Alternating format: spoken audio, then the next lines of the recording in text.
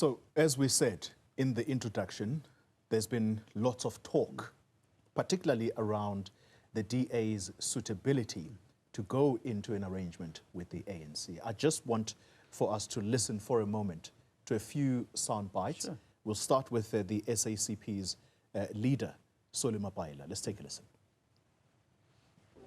In other words, we are supporting a left spectrum of parties to constitute government because we believe that the people of our country overwhelmingly rejected the neoliberal forces and the anti-people, anti-worker, anti-working class organizations headed by the DA. So the DA for us is a no-no.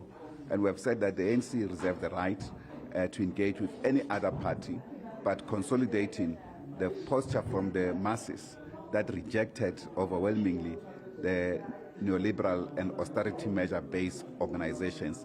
I'm going to also just throw to another person who has commented on this possible arrangement between yourselves and the ANC, and they happen to come from the business section. He is the president of the National Black Caucus, or National Black Business Caucus. Let's just have a listen to what they had to say a little earlier here. It's led by Tony Leon. Well, Tony Leon is a lead negotiator now, so he's one of the seniors of the DA. We know their background. We know Judge Leon. We know how he sentenced the late, great Honorable Solomon Mahlangu to death for no apparent reason, just because it was apartheid. That's how the DA got started. That's the history of the DA. Helen Ziller, who's also a leader of the DA, believes, and has made this very clear and public, that she believes that colonization was good for black people. She has said this before. We've had the interaction. I've argued with James Self over it on the old, on another media platform, right? Now, we cannot have people who have that mindset as people who are going to transform the very black people they believe colonization assisted. So the one is the partner, an alliance partner of the ANC. The other comes from the business world. What is the reception? I know you're unable to give us the texture of what the room is like, but surely there is feedback from people such as Tony Leon about how receptive the ANC is to this possible arrangement. Well, I said it's early days. I mean, there have been engagements with the DA. They've obviously got an NEC to get through. But I think it's unhelpful to have these types of absolutist positions being put on the table. The reality is no party has a majority. On the 17th of June, we're going to have to form a government in South Africa. There's an election for the president. There's an election for speaker. And that is why these talks must continue. I also think it's quite odd that Mr. Mapaila says that we are anti-worker. The DA has created more workers in this last year than any other party. So we've swelled his ranks tremendously. I think that business needs to be very careful. If the forces of the anti-constitutionalists and anti-market consolidate, business in South Africa is going to suffer very, very badly. We all have pension funds. We all, workers or not, have interest in South Africa succeeding or not. We all have an interest in economic growth. And I think that what we should be doing, rather than taking these absolutist positions, is deciding what is the South Africa that we all want to see look like. I don't think there's anybody who can dispute we don't want growth. Yeah. Anybody who says we don't want to see poor people being lifted out of poverty into opportunity. Yeah. I don't think there are people who want to say, well, we want to see the economy tanking.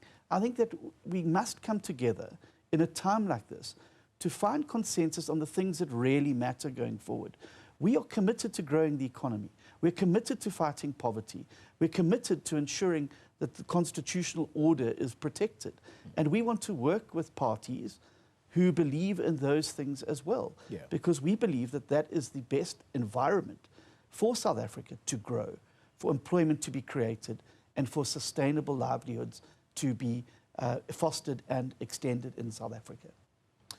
I'd like to talk about compromises and perhaps non-negotiables from the DA's side.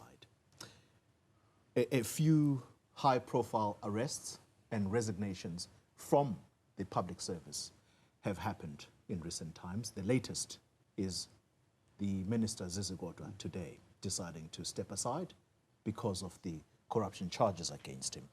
Is the DA prepared to serve in a government with individuals who were implicated, for example, in the State Capture Commission of Inquiry? What is it that you are prepared to compromise on? What is it that you simply say, this is going to be too compromising for us? Well, I think that our approach is a zero tolerance to corruption. And that has to be the foundational aspect of any potential coalition government. You can't go into a coalition saying, well, we're going to tolerate corruption, we're going to allow it to happen. I think the South African people have suffered significantly as a result of the corruption that took place. But the reality is we're also constrained by the party lists. Just as the parties there can't dictate who's on the DA lists, we can't dictate who's on those parliamentary lists. But I think we also need to understand that we're too far away from the finalization of this process to be dealing in granular detail with those types of things. Yeah. I think we've still got to agree, do we want to talk to each other?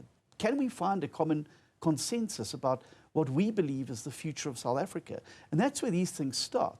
You get to the more granular details a bit further down the negotiation. We still are unsure whether the talks will continue. We're unsure what the outcome of the various parties' structures will be. My party has given us a mandate to form a negotiating team, to go out and engage, to look at the options, to indicate the preferences that we would have about how things should work. But until those talks actually take place, I think it's far too early to start speculating about positions, personalities, and the like within any form of arrangement. Yeah. We've got to deal with the first principles before you can move to the next stage. And I think that's where we're at. I think later in the week, perhaps over the weekend, and certainly by Monday, I think we'd start to have a clearer picture about who wants to work together, who believes that the talk should continue, who believes that we need to move towards some consensus by the 17th, that we don't end up with the anti-constitutionalist forces seizing the day and South Africa having to bear the consequences for that.